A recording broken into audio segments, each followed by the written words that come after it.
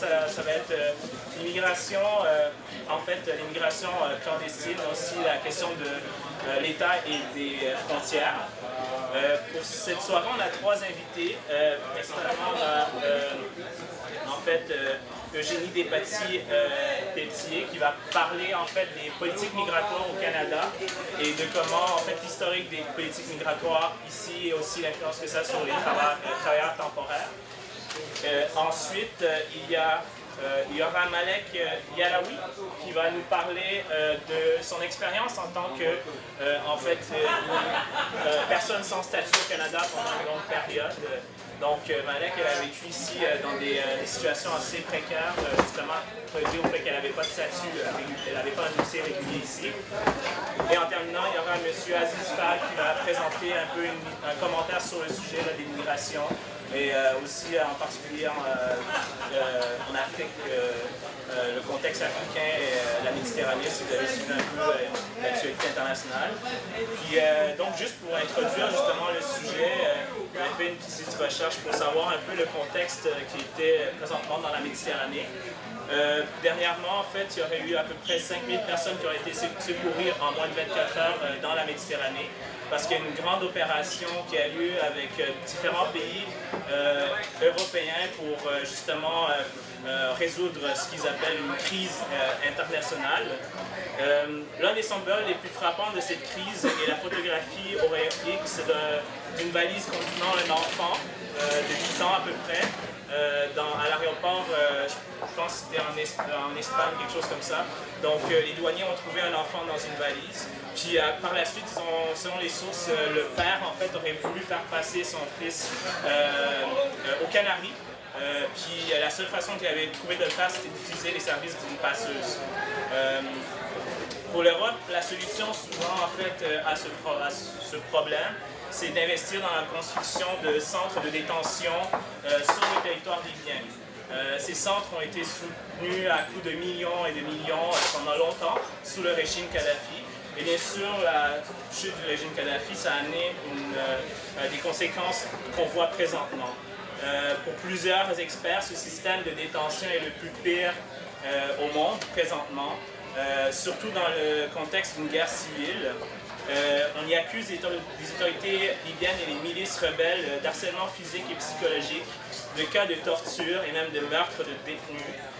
Il est important de rappeler aussi que la majorité de ces personnes ne sont pas nécessairement dans une situation irrégulière. Elles se font arrêter ou harceler simplement parce qu'elles sont noires et dans un pays en Libye ou dans un pays limitrophe.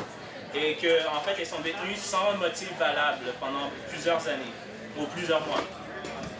Les terribles conditions de vie de ces centres sont régulièrement dénoncées par les organisations internationales, dont Human Rights Watch et l'ONU, ce qui n'empêche pas en fait l'Europe de continuer à subventionner ces centres sans savoir exactement si l'argent va à l'amélioration des conditions de vie de ces personnes ou à la guerre qu'il y a là-bas. Cependant, pour faire un lien avec ce que Malek va présenter, la question en fait n'est pas juste en Europe, elle se pose aussi au Canada où dernièrement la levée d'un moratoire qui concernait les Haïtiens et Haïtiennes va forcer force le renvoi de à peu près 3500 Haïtiens et Haïtiennes qui sont menacés de renvoi de retourner en Haïti. Ces personnes vivent présentement ici depuis plusieurs années. Certains ont déjà des enfants ici, ont un emploi ici. Et malheureusement, le gouvernement fédéral a décidé de les renvoyer, ou du moins en renvoyer une partie. Et puis aussi, un autre sujet qu'on parle aussi souvent, c'est les questions des boat people en Asie. Donc présentement, qui essaient de trouver un endroit où habiter. Donc, c'est un peu la mise en contexte là, pour cette soirée. Sans plus tarder, on va avoir la présentation d'Eugénie qui va nous parler des politiques migratoires au Canada. Puis après, on aura des autres présentations. Je vous invite à garder les questions pour la fin. On a une période de questions à la toute fin de 30 minutes. Bonsoir tout le monde. Alors, ma présentation porte spécifiquement sur les politiques de guest workers, les politiques de travailleurs étrangers temporaires, les politiques de travailleurs migrants. On appelle ça dans le Moyen-Orient des programmes de kafala, des programme de travailleurs à contrat en Asie, ça a des noms historiquement qui changent. Au Canada, c'est les travailleurs étrangers temporaires. Encore là, on parle d'une soixantaine de programmes différents.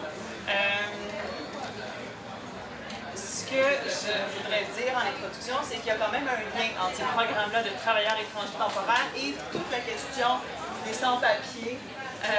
Des sans-papiers dans la mesure où, entre autres, en Europe, il y a des personnes qui donc arrivent, entre autres, via les bateaux, etc., qui arrivent clandestinement. Une des solutions qui sont avancées par les organisations internationales, etc., c'est les programmes de travail temporaire. Et, entre autres, le Canada est cité régulièrement à travers le monde comme étant vraiment un cas de pratique modèle à suivre. Et donc, moi, j'aimerais vous parler aujourd'hui de ces programmes-là qu'on a ici, qui font venir, vous le savez, entre autres au Québec, beaucoup de Mexicains, de Guatémaltèques dans le secteur agricole. Mais maintenant, on parle aussi beaucoup dans le secteur de l'agroalimentaire et buanderie, aménagement paysager et désormais, en fait, dans tous les secteurs de l'économie, ils sont présents. Au Québec, on parle d'environ 40 000 travailleurs étrangers temporaires, mais ça croît année après année. Littéralement, en fait, au Canada, ça a comme remplacé la politique d'immigration permanente.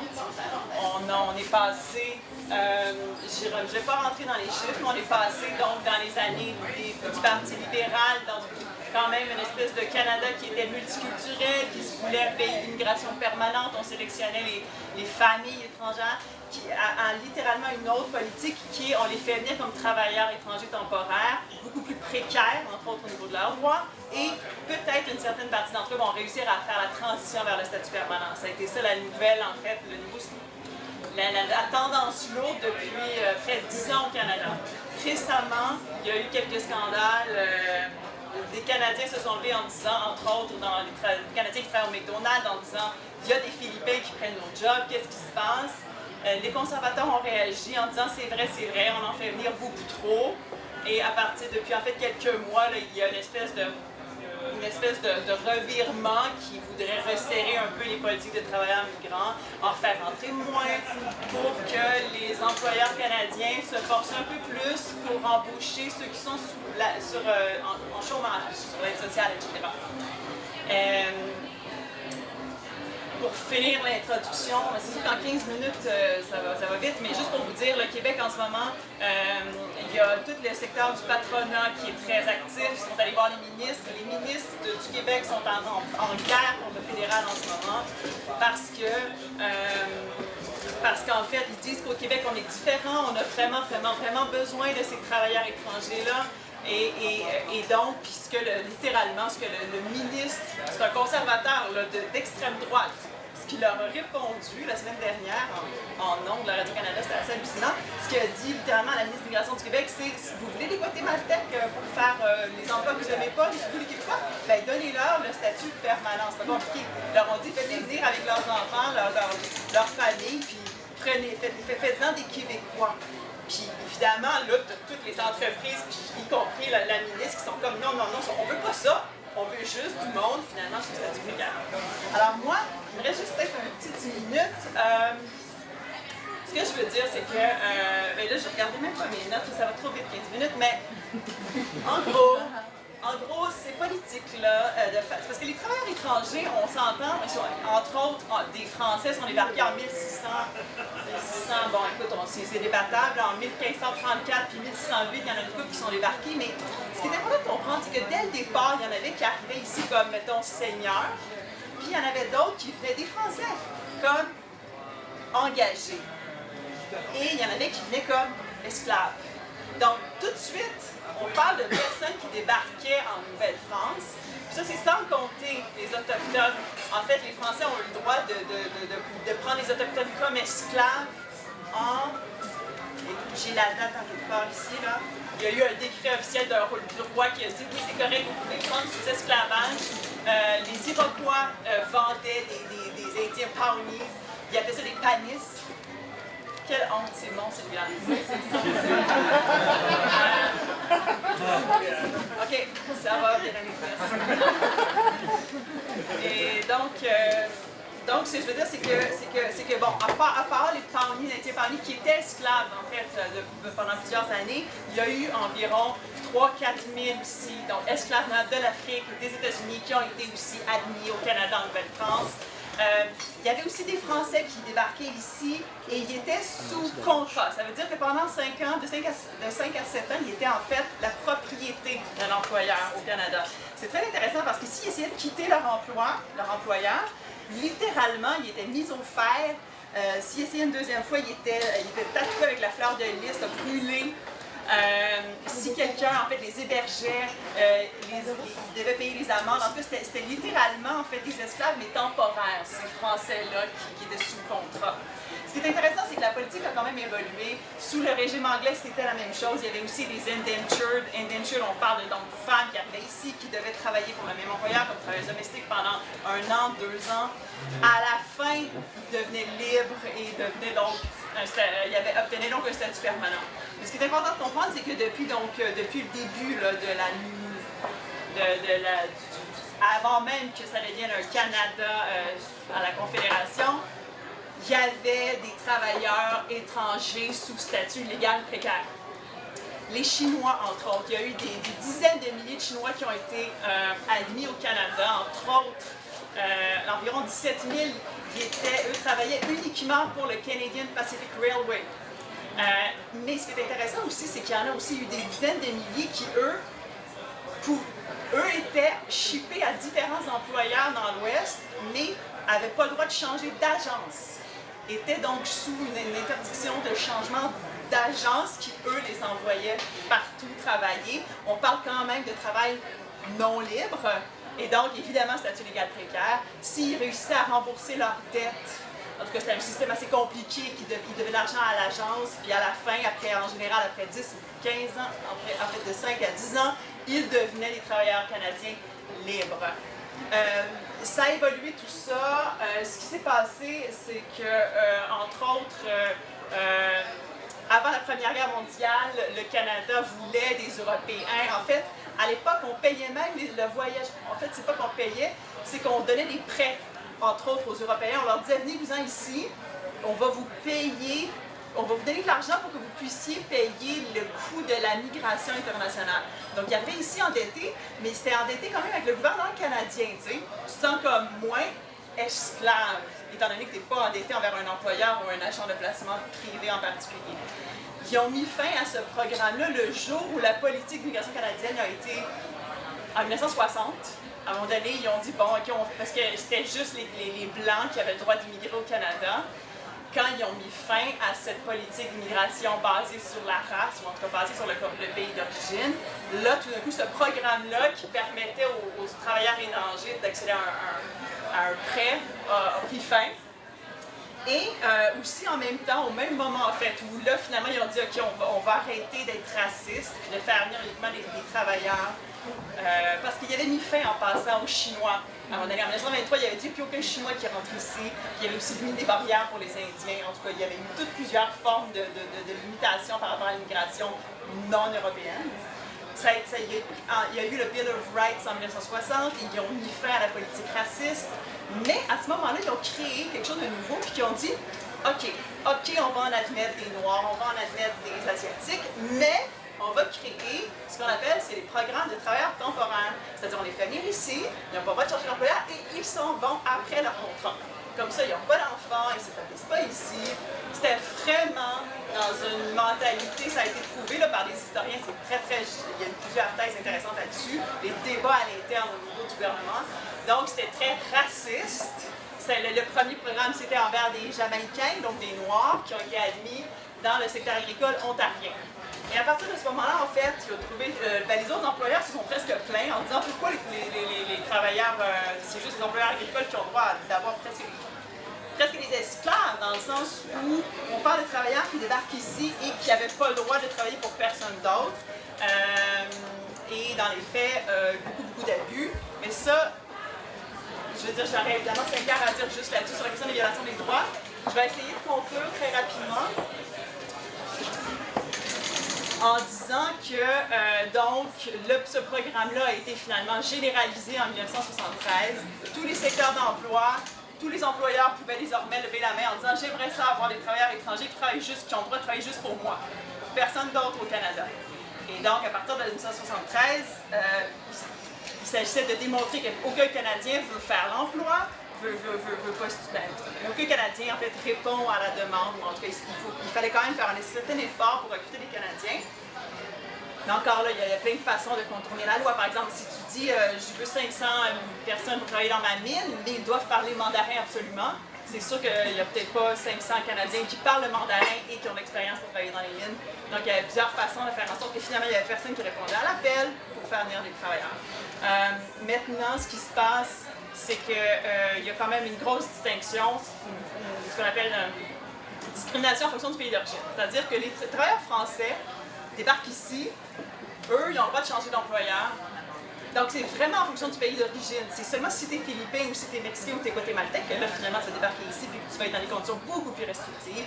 Évidemment, violation du droit à la liberté, mais violation, donc, du droit à l'égalité en fonction du pays d'origine, mais aussi de la liberté d'association pour négociation collective, même la sécurité, parce qu'on parle de personnes qui souvent acceptent des viols, entre autres, parce que, je veux dire, si tu perds ton emploi, tu perds le droit de travailler au Canada carrément, et pour plusieurs, ce n'est pas une réelle option. Donc, moi, je suis venu, effectivement, on m'a demandé de réagir sur votre thème.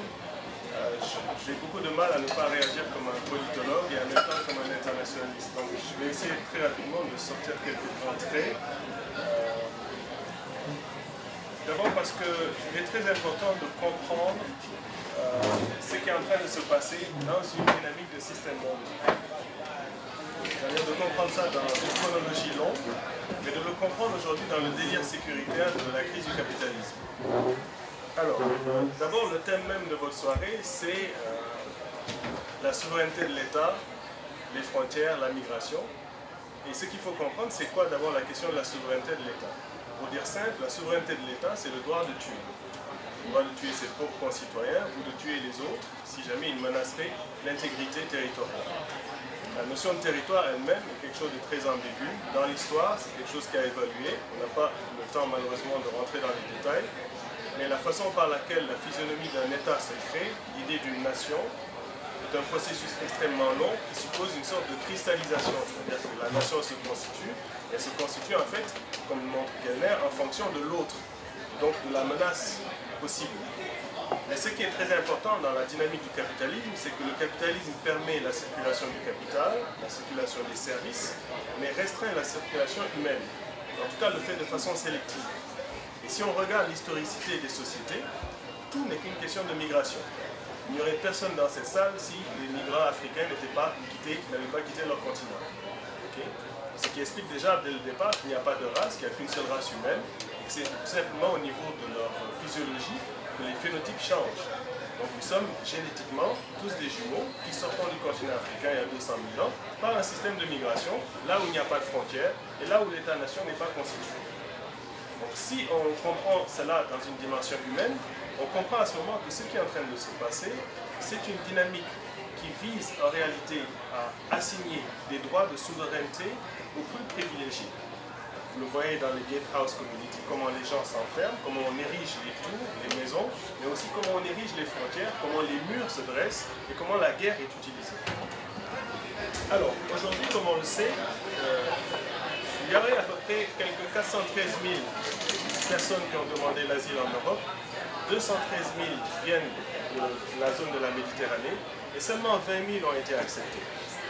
Donc il y a une immense surenchère sur ce qui se passe. Les pays qui n'ont pas connu l'immigration, comme l'Italie, sont la porte frontière du phénomène. Les Italiens eux-mêmes sont les pays de migration, c'est-à-dire comme vous voyez, les Italiens eux-mêmes sont allés à l'extérieur. Les Chinois sont parmi les premiers à être sortis, à avoir développé les techniques de navigation pour des voyages initiatiques de type bouddhiste. Les Arabes ont compris ce phénomène, donc il y a toujours eu des mouvements de migration.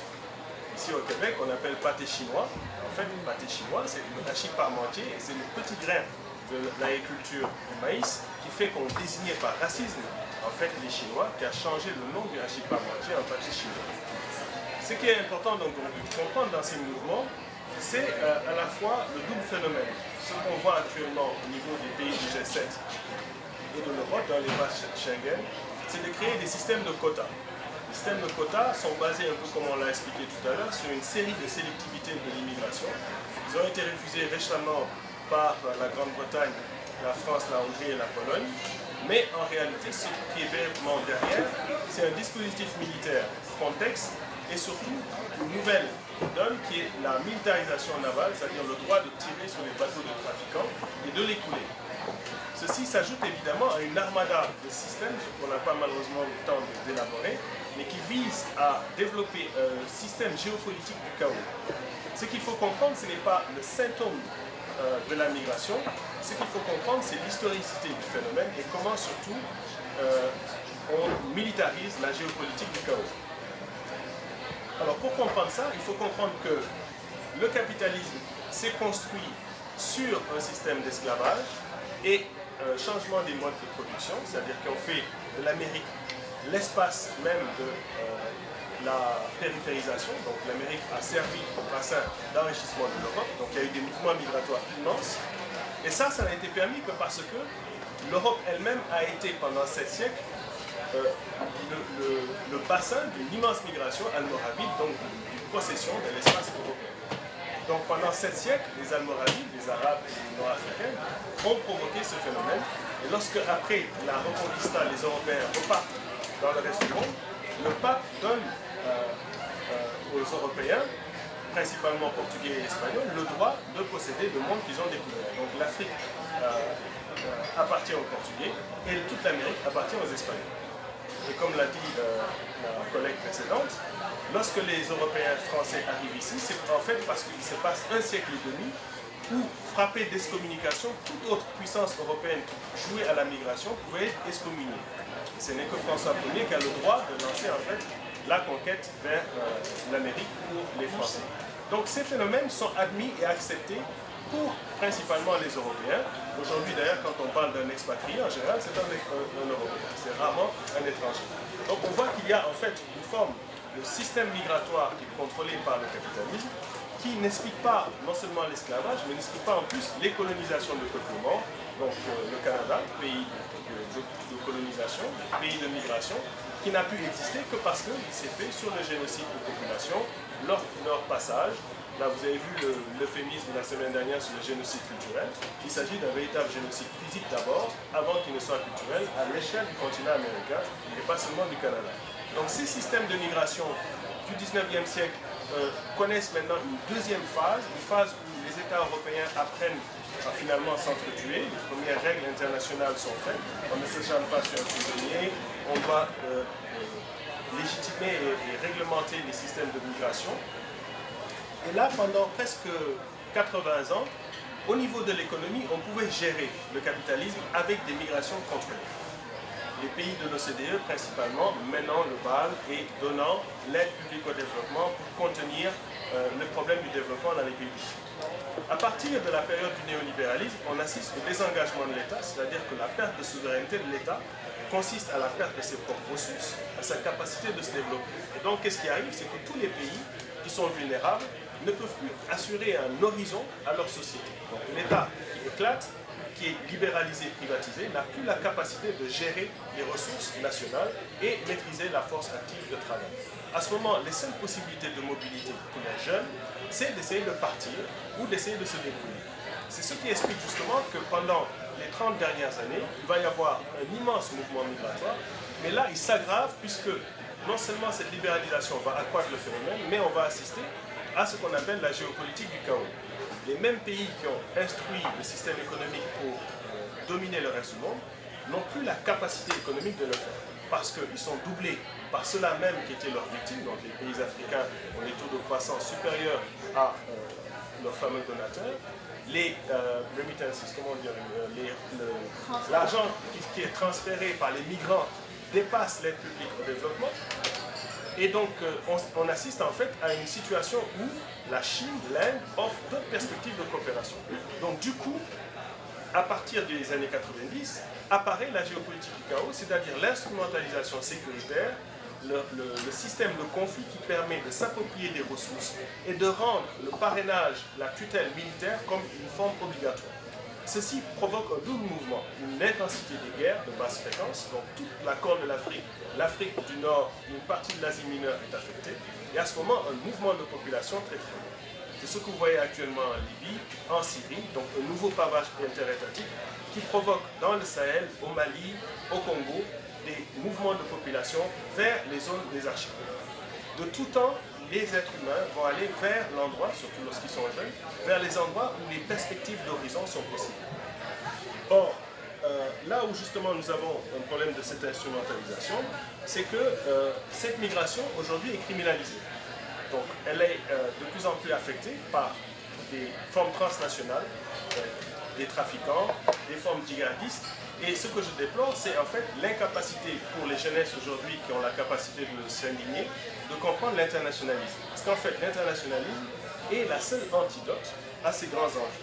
L'internationalisme, c'est celui qui dépasse la question de la nation, la question des frontières, qui redécouvre en réalité que le fascisme qui est en train de naître et qui est à l'origine de ces politiques migratoires, qui est à l'origine de ce délire sécuritaire, cette géopolitique du chaos, ce fascisme nous, et en fait l'impasse dans laquelle s'enferme le capitalisme. C'est pourquoi la redécouverte de l'internationalisme, et là je parle un peu comme responsable du CERFA, c'est vraiment le fait qu'il faille découvrir ce qui nous lie en termes de solidarité. Et pour la première fois dans l'histoire de l'humanité, on se rend compte que le mode de production et de consommation que nous avons n'est plus viable, que vos générations ne peuvent plus véritablement rêver à un lendemain où ils pourront assurer à leur propre progéniture une sortie de crise. Et donc il est tout à fait légitime que des jeunes qui n'ont plus de chance d'emploi, parce que l'emploi c'est ce qui vous permet d'exister dans le capitalisme. Dans le capitalisme, vous n'existez pas si vous n'avez pas un emploi. Et l'employabilité, elle est calculée à partir de l'âge où vous rentrez à la garderie et à partir de l'âge où vous retournez en garderie. Eh bien, dans ces deux périodes-là, votre fonctionnalité est basée sur votre capacité d'être une force de travail. Donc lorsque cette fuite de cerveau, qui est une fuite des forces actives, qui sort, le taximan qui m'a amené tout à l'heure, c'est un médecin. C'est un médecin haïtien. D'accord ? Il est taximan. Il est taximan depuis 27 ans. Il ne sait plus pratiquer son métier. Donc des gens comme ça, il y en a légion. La place que nous occupons aujourd'hui, nous autres qui sommes en exil, ce n'est pas la nôtre. Normalement, une société ouverte, c'est une société qui permettrait d'immigration dans tous les sens, puisque je crois que l'avenir du monde est au métissage, mais je vous enjoins de vous éveiller à la réalité de l'internationalisme, de redécouvrir les éléments de l'internationalisme, parce que c'est vraiment l'antidote à la fois pour notre coopération internationale, l'antidote contre la logique martiale, la logique de guerre qui s'instaure pour vos générations, l'antidote aussi pour une découverte et une sauvegarde du bien commun, c'est-à-dire les derniers espaces qui n'ont pas été marchandisés et pour lesquels ces jeunes-là se battent. Le droit au travail, c'est un droit à l'humanité. C'est un droit qui est légiféré. Vous savez, l'OIT, c'est une organisation extraordinaire. Vous avez l'employeur, les syndicats. C'est une réalité qui est vraiment quelque chose qu'il faut comprendre. Aujourd'hui, le Haut Commissariat aux réfugiés est dépassé, son mandat est complètement écarté, l'Office des migrations est complètement dépassé. Et donc c'est un système qui est au niveau du G20 qui régule l'ordre international sans en avoir le mandat. Voilà pourquoi même les pays d'immigration, l'Afrique du Sud, la Nouvelle-Zélande, le Canada, qui sont pourtant nés par la migration, sont des chefs-d'œuvre de systèmes d'apartheid sophistiqués basés sur le contrôle de l'immigration. Donc je répète, le capitalisme veut la circulation du capital, veut la circulation des marchandises et des services, mais restreint la circulation humaine, alors que c'est le droit fondamental de l'humanité de pouvoir utiliser cette planète qui est la nôtre. Voilà, merci.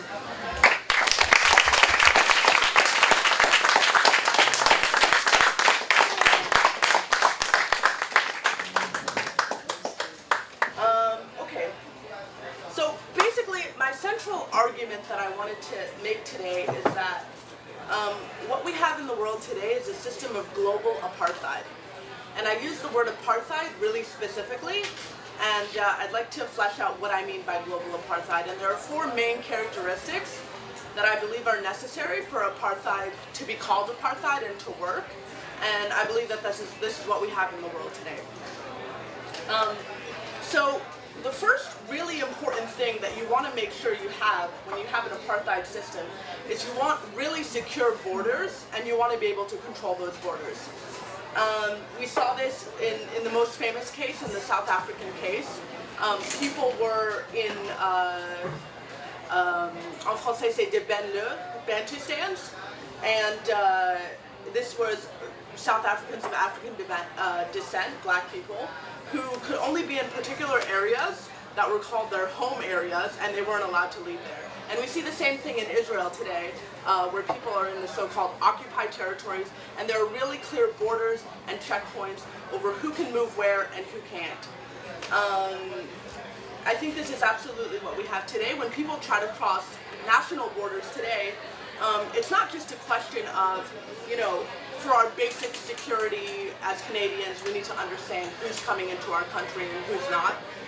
And so we asked, for example, to see a passport or some identification. It actually goes much, much further than that.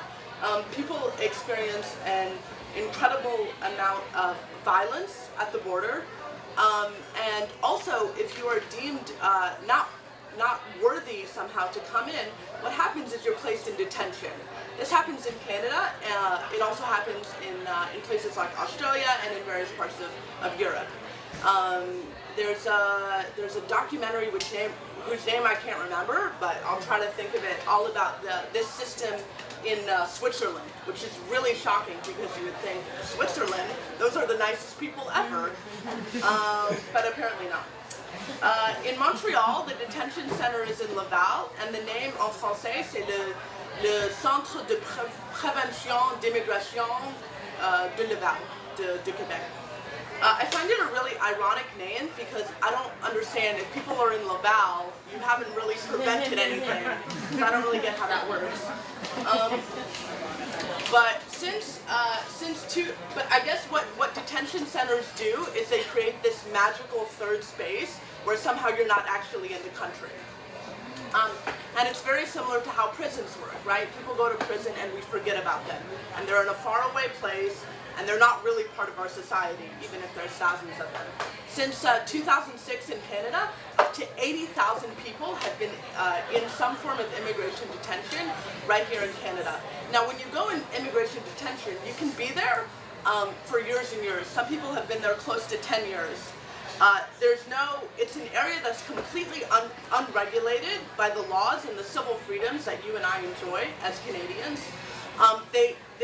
You can be in detention without charge, so you have no idea why you're being held. You can be there indefinitely. Children can be held in detention, and often are. Children are held in detention right here in Canada. And essentially, people have, in Vancouver, there was a famous case where a woman committed suicide in detention, and it didn't come out for, I think, like 4 days or something before it was known that she had committed detention.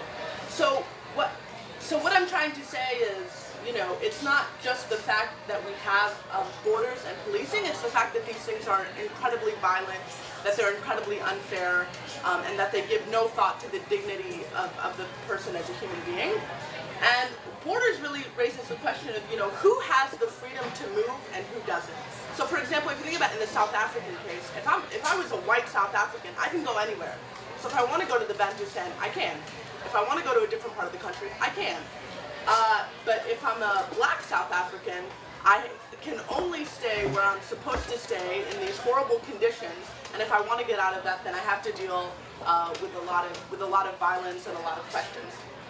Which brings me to my second point about apartheid. What apartheid really needs to work is racism. Basically, you need a very clear sense in an apartheid system of who is us and who is them. And the us and the them is very often based on the color of people's skin, on their race, on their physical characteristics. We absolutely have this in the Western world today.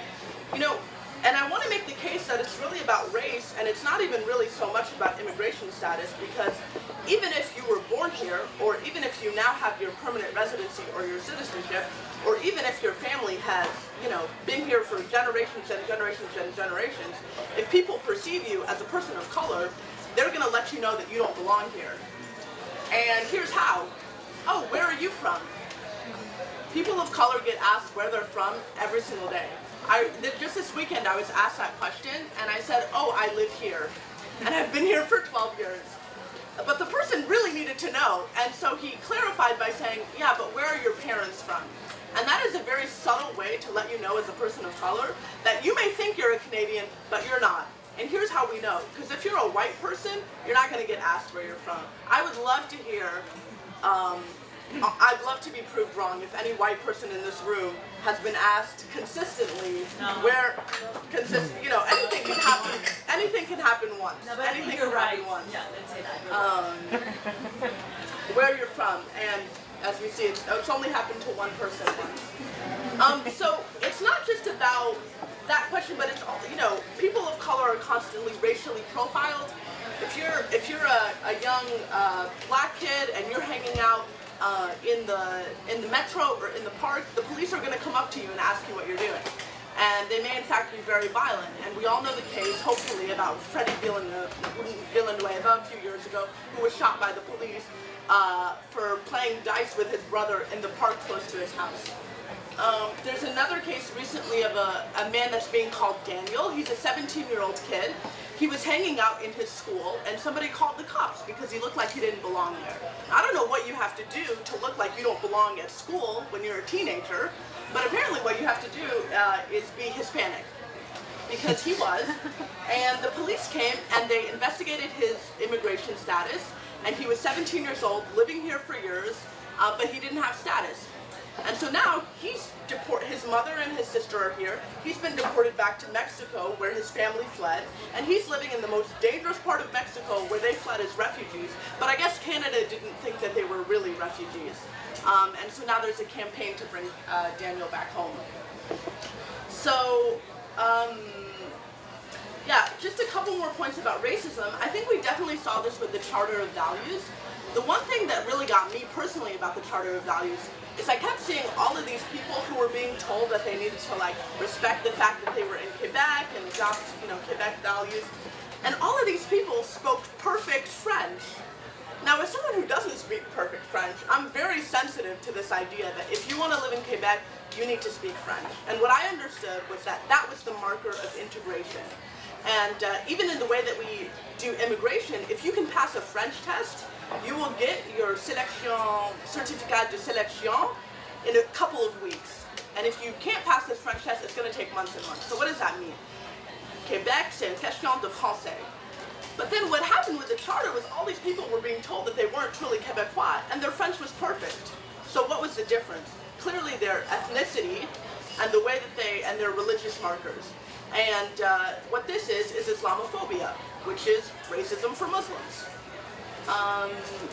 And yeah, I guess I'm going on, but just a general point about like dehumanization, and I think that's what we've seen with all these people in boats.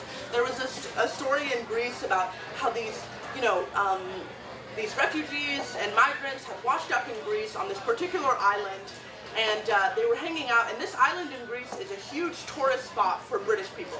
So what you saw is all these British tourists next to, you know, people who had just come from the Mediterranean, laying on the street, desperate, hungry, and these British people were tweeting. And what were they tweeting? Some of these people are in clothes. Shouldn't you be in rags if you're really a refugee? And just the heartlessness. And you literally saw like men, women, and children sleeping in the street. And there's an older British woman in her bright blue top on holiday, just completely like ignoring these people. And so I think that that's the point about the real dehumanization, and that's what racism does. It says you're something less than human based on the color of your skin or your country of origin, as you had brought up about France. Okay, so let me try to go quicker. The third point you need with apartheid, if you're going to have a successful apartheid system, you need economic exploitation. And so that's what we see in terms of economic exploitation now is the temporary foreign worker program, which we just heard about. And there's a phrase among activists who are working on this program called good enough to work, but not good enough to stay. So in the temporary foreign work project, just explained, you can come here for a temporary amount of time, you can work, you can be exploited, you can be precarious, everything we just heard, but don't ever think that you're going to get to live here. So, and for the people who do get to live here, if you're from one of these countries, what you have to have is lots of money, or perfect education or perfect experience in a field that Canada really needs. So what does it mean? It means you're not anything as a human being. The only thing that you're worth is what you can provide economically. So if you can bring money and experience that we need, fine, maybe you can stay. If you don't have that, fine, you can work on a farm under horrific conditions for a temporary amount of time and then leave, and then we'll just bring more of you, because there's an infinite amount apparently. And other than those two things, we don't want you here. This is clearly exploiting the economics of immigrants. Okay, I'm going to move on because I'm short on time. Okay, this is the last thing that you see in apartheid systems is this chronic fear and this chronic anxiety about being outnumbered. And so basically the group that's conducting the apartheid is always afraid that we've got a great thing going here. You know, this is really working out for us. We better keep this going. And if these people that we're exploiting outnumber us or get together, this will crumble the whole system. And I think that you've absolutely seen this in the Canada case and in the world more broadly, where we've got really strict number controls on the number of immigrants who can come here. Where we've got that people can come, but they can only come temporarily, and then they've got to leave. And that whoever's here, if you're here, somehow you need to always be in a precarious situation. You need to always be afraid. You need to always be nervous. You need to know that you better stay in line or this whole thing could be taken away at any moment. And I think we even see this in the case of citizenship. And this has been in the news a lot lately with Bill C-24, where Bill C-24 has basically made it a hell of a lot easier for the government to deny your citizenship and to take back your citizenship based on certain things. And so what we're saying is, even if you made it, somehow you crawled out, you got here, you got your permanent residency, you did what you needed to do, you ate all the shit you could possibly eat, now you're a citizen, you paid your hundreds of thousands of dollars, because it costs thousands and thousands of dollars to become a citizen and to do all the immigration. You know, you've worked, you've driven that taxi for years, you're a citizen, but don't think that that makes you secure, because that can still be taken away. Okay, what's my time? It's almost finished. Okay. 2 minutes, 3 minutes. Okay, great, thank you. So okay, I guess my basic question then to the group, and maybe we can talk about this more in the Q&A, is if you buy my argument that what we have is a global apartheid system, that means most of the people in this room are the apartheid group. So don't think about South Africa and think that you're the black South African. You're not. You're the Afrikaner, the white South African who's oppressing everybody. And now what do you want to do about it? Or at the very least, the kindest I can be is the oppression is being done in your name. And so the question becomes, what are you going to do about it? And that's the question that I would raise to everyone here. I'm from Solidarity Across Borders. I'm happy to talk more about that. And I guess I'll just use my last couple of minutes to share a short article that I wrote back in September about the case in Montreal, and it's about Montreal children with precarious immigration status trying to go to school, and the fact that they can't. So I'll share this quickly. When I was 6 years old, my teacher approached me on the playground with a question. "Are you a citizen?" "Yes," I answered automatically and enthusiastically.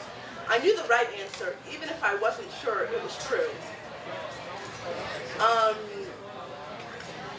As I got older, my fears receded into the background, because this is about growing up non-status these days. That is, until graduation. I had the right grades to get into university, but not the right paperwork. Perhaps I could have checked citizen on the application form and hoped that I would never be asked for proof. I could have, except that post 9/11, people of color were being asked for their papers at every turn.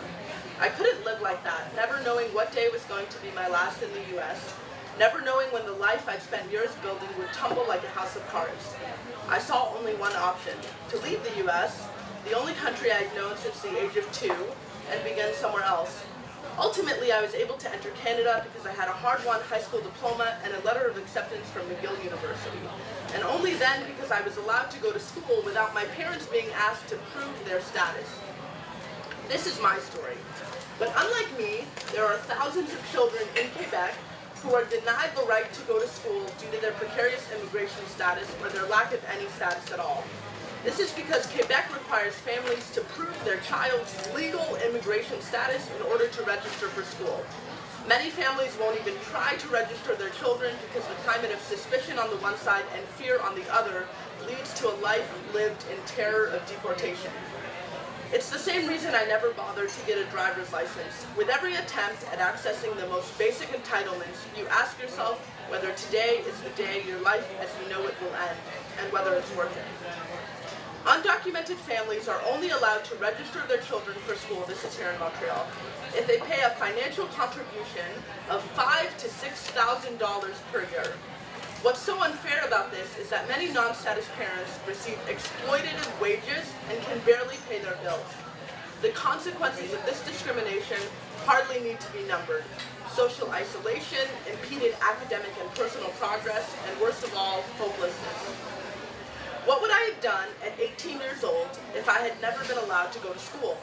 I graduated with honors, served on student council, and volunteered with at-risk youth, never mind that my undocumented status made me one. All of those opportunities and the dreams these experiences inspired wouldn't have happened without my public school education. My admission to McGill and study permit to Canada was nothing less than a golden ticket to status, freedom, and a chance in life. But where are the golden tickets for Quebec's undocumented children? My friend Max is one such child. He is a 13-year-old whose mother immigrated to Canada 4 years ago and applied for refugee status upon her arrival. As the child of a refugee claimant, Max was allowed to go to school for free, but once his mom's refugee application was denied, they were asked to pay the astronomical fees demanded of the undocumented. There was no way that Max's mom, who at the time was cleaning houses, could afford to pay. As a result, Max stayed out of school and spent most of his days at home. By the time their status was regularized and he could finally go to school for free, Max was 2 years behind. Stories like Max's are as numerous as they are heartbreaking, as shocking as they are unnecessary. The Quebec Ministry of Education claims they've solved the problem by allowing fee exemptions for certain categories of immigrants. In reality, the cases covered by these exemptions are minuscule and leave out most undocumented families. The ministry claims they allow school boards flexibility, but the only thing they've allowed is the flourishing of an ad hoc system where information remains opaque. Families must depend on the goodwill of local school officials whom they hope will be well informed about the nuances of our Kafkaesque and constantly changing immigration laws. And if they're not, in some nightmare scenarios, children have been told that they would be reported to the Department of Immigration Canada if their parents did not pay the fees. Doesn't it make you long for the days when after-school detention, not deportation, was all kids had to worry about when they were called into the principal's office? Okay, I want to skip ahead because I'm short on time. What will it take for Quebec to meet the most basic standards of international law and human decency? It's hard to say. I work with the Collectif Éducation Sans Frontières, and since 2011, we've been demanding that Quebec amend the Quebec education law to allow all children to attend school for free. We've used numerous tactics, even going so far as to occupy the education minister's office, but so far none of it has worked. Quebec remains the only jurisdiction in North America that systematically excludes non-status children from free access to primary and secondary school. Today, this was written in September, today many students are engrossed in the trivialities of back to school. What outfit to wear the first day, or what courses to sign up for.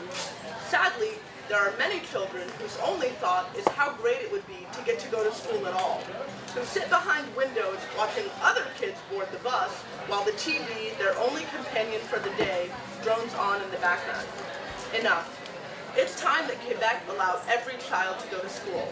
Otherwise, the only thing our children are really learning in school are lessons in discrimination.